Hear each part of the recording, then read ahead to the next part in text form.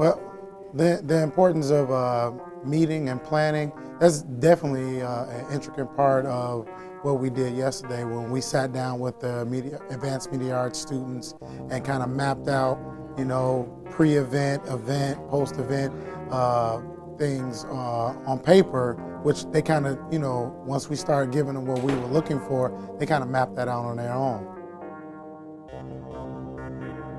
This helps me a lot with knowing what we're all going to do, so we're not just doing the same thing over and over and over. And this also helps to make sure that we're more organized and we'll know what we're going to be doing and when we're going to be doing it. Good.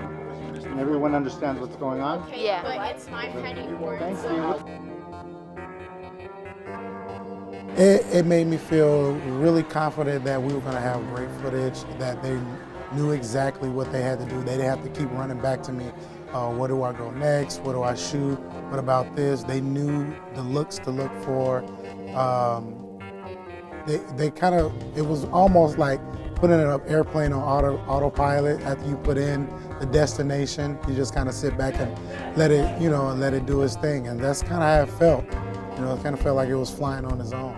If I just told them to go out and shoot, I think the process of going through trying to figure out what was what and asking them, I think nerve-wracking probably would have been more of the term I was looking for.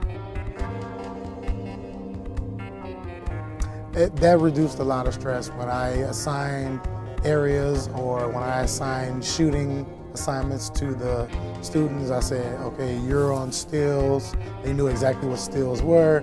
You're on video shooting B-roll. They knew exactly what B-roll was. I said, you're on video shooting A-roll. They knew what A-roll was, so they knew they had to have some questions prepared for who they was gonna do A-roll. So having that common language, instead of saying, interview action footage or just take pictures, tell them what angles to do, they knew exactly what to do.